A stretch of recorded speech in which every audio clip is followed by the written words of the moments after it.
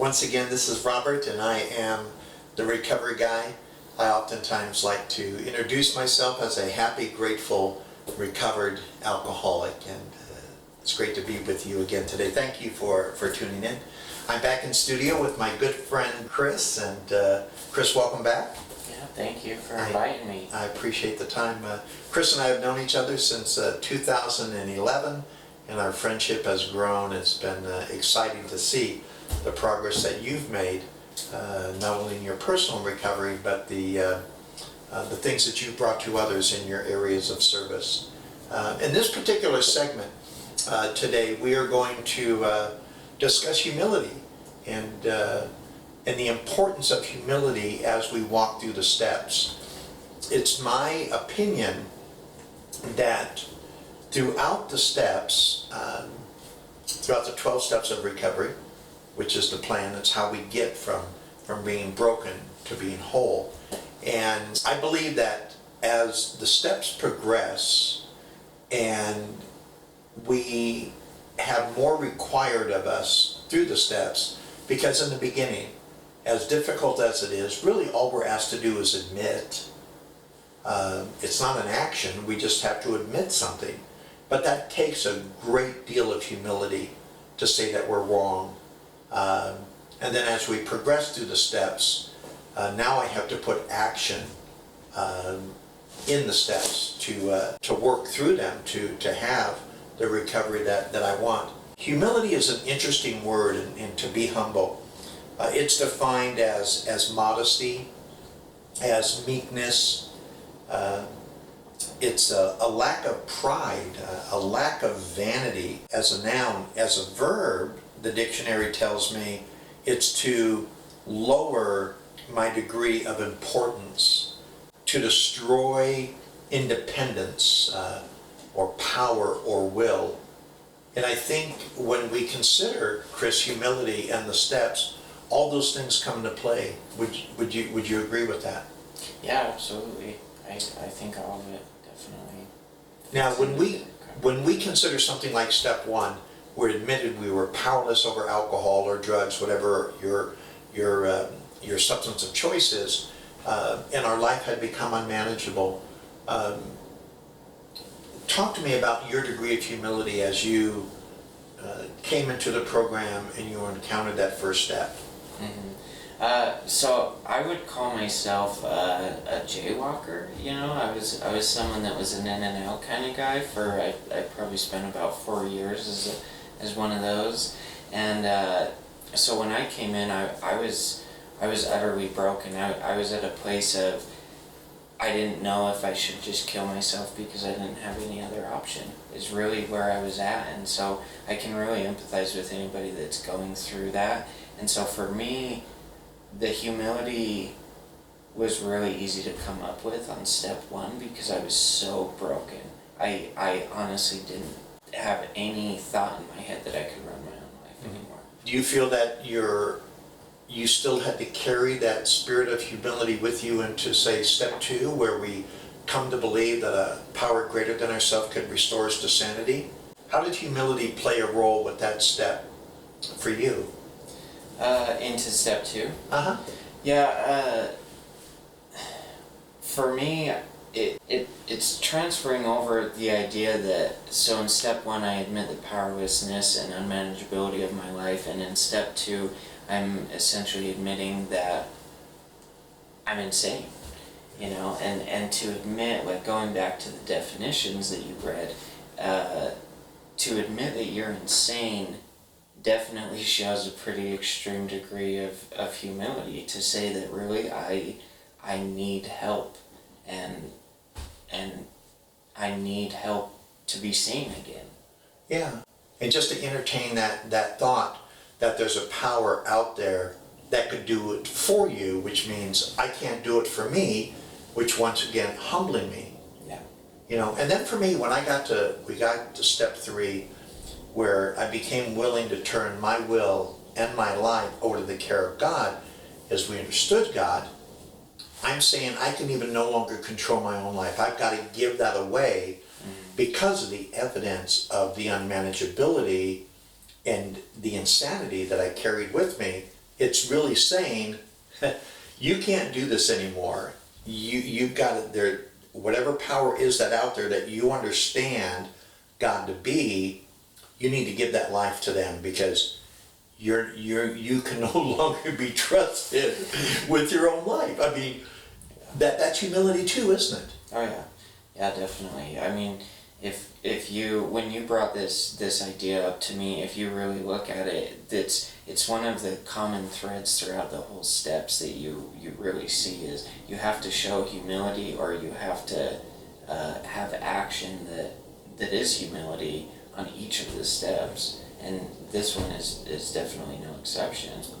You know, and if I don't show that humility in approaching the step, how likely am I to do it to the degree that I need to do the step?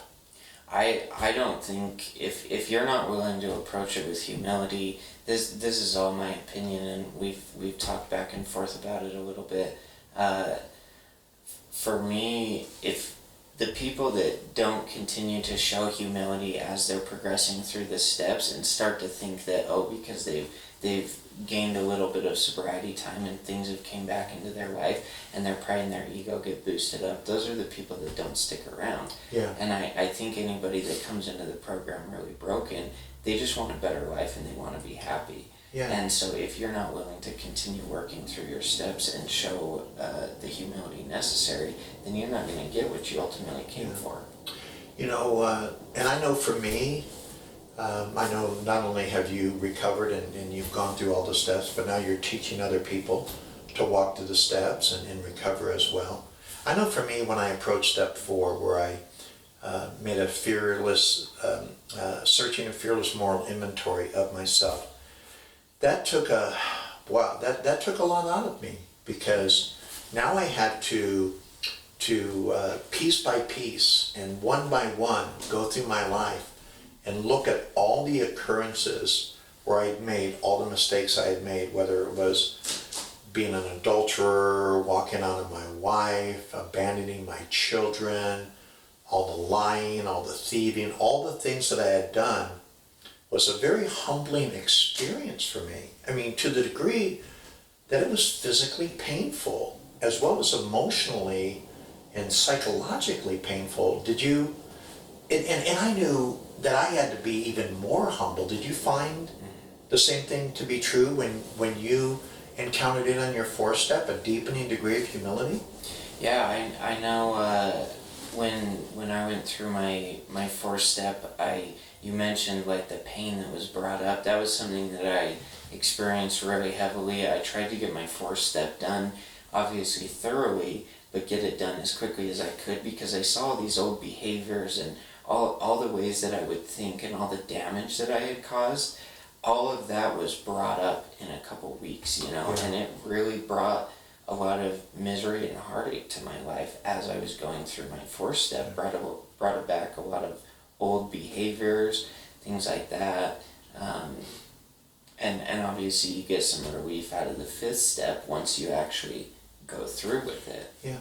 And you know, speaking of the 5th step, Chris, that's another degree of humility, because now I have to admit to God, to myself, which I've already done, but now I've got to go do it to another human being. Yeah. I mean, I can do my 4th step in the dark. I can do it alone, just God and me, but now I've got to go to another person. In this case for me, it was my sponsor, and I'm sure you worked with your sponsor. We recommend sponsorship highly. Now I've got to go admit it to that person, and that shame and that guilt that I thought would be there was great, Chris, because it wasn't there. Yeah. Because I think my level of humility, I understood where I was and what I did. And you know what? Being that humble, Chris, was almost a sense of relief for me, because now it was finally getting out. Did you find? Yeah. Yeah, absolutely. And the funny thing is like, I think a lot of us get caught up in the idea that our sponsors are going to know all these terrible things about us and think less of us. And listening to 5th steps, you begin to realize that your sponsor doesn't even remember most So Yeah. really all it is you're showing the willingness of it, and the amount of relief that comes from it. That's one great thing about the book is you see the fifth step promises are so powerful and they're so real. Yeah. You know, and to me that's a direct result of the humility that you display in your fourth and fifth step. Is you get the promises from the fifth step promises that are in the big book. You know, and talk about humility as we move through the steps here. You know, we take those things that we uncovered in step 4, we admit them in step 5, and then obviously they produce a defective character, because now in step 6, I'm entirely ready to have God remove those defects of character. Once again, I have to be humble to say, I can't do this. I need to give this part of my life over to God so He can remove those negative things from me. Again, humility, isn't it? Yeah. Yeah, and I think if you take the time to really look back over your life, you see the necessity of this. I know for me, there were certain behaviors that I really hated that I did, but I did them as essentially coping mechanisms, and so I knew I could try to will these defects of character to go away, but it never worked for me. And so when I looked back over my past, it was really easy to have the humility to apply to step 6. And then step 7, you know, the words in there, humbly asked Him to remove our shortcomings. So once again, we're going to God and saying, I'm humbling myself, I'm becoming less for me so you can become more for me. Yeah. You know, and if that wasn't difficult enough, now we've got steps 8 and 9. Oh boy, remember how much fun that was? Yeah. You know, we make that list of all persons we had harmed and become willing to make amends to them all. And then in step 9, we have to humble ourselves and go to them. Some of those people we don't even like. Yeah. Some of those people we harm so badly that we have to go tell them we're sorry and ask their forgiveness. Wow, what a degree of humility that is. That might be, Chris, maybe the hardest humility step of them all is steps 8 and 9. And it's difficult.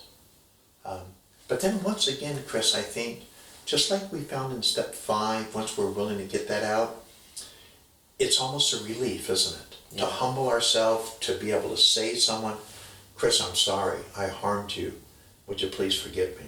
Yeah. That humility brings freedom, doesn't it? Yeah, absolutely. With step 9, one of the hardest amends that I had to make were ones that I believed there was harm done on both ends of it. I'm like, well, Yeah. I harmed them, but they also harmed me, and so we're even. You know, like that was kind of my attitude. Maybe you don't have to make the amends after all. Yeah, like we're square. So, which I don't see it that way now, but those were the ones that were difficult for me. Yeah. Is to set aside what they had done to me and just tell them, I'm sorry for these things I did for you. That's a great point. And I think we've all experienced that, but that's good. I'm glad you brought that out.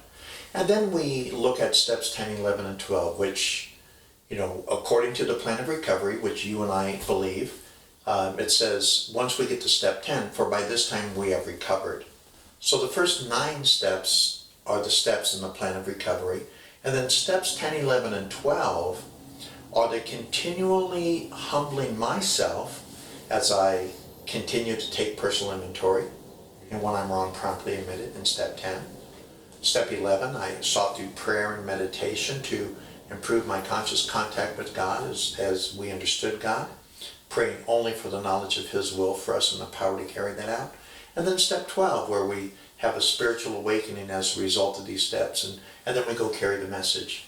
So in those 3 steps, I'm then asked to continually demonstrate humility as I admit I'm wrong, as I ask for God's power, and then I go to set aside what I want for me so I can be a benefit to you. So that humility throughout my sobriety, not only do I need that humility to get my recovery, but then don't I need to continue to practice that humility, Chris, as I live out my recovery? No, absolutely. I mean, like you mentioned, those are kind of the maintenance steps, you know, of how we continue to move forward in life, and without humility, you can't admit that you've done wrong. If you are pumped with pride and ego, you're never going to be able to admit that you're wrong, and you're also going to have a pretty difficult time building really seeking a better connection with a higher power, and also trying to help others that are struggling with the same thing of you takes a degree of humility, because you have to take yourself back to the place of the misery and the pain that you've been through so you can relate with them. Yeah. So, as we close out this segment, is humility even an option? Yeah, I don't see it as something that you can't show in your life. If you have to have humility being in recovery, in my opinion. If you don't have humility, you're not going to be able to work the program, the 12-step program as it's laid out. And that's my opinion. The people that I see that come in the rooms and they get some sobriety time and their ego gets boosted, those are the people that never last, you know? Yeah. So we do thank you for joining us today. Again, Chris, thank you for being in studio with us today. And humility is a critical thing, folks. I'm always finding opportunities for me to become more humble and working my steps and continuing to work the program. If I needed humility to find my recovery, then I need to keep my humility and deepen my humility to continue working this life of recovery. Thank you. Look forward to seeing you next time. My name is Robert, and I am the Recovery Guy.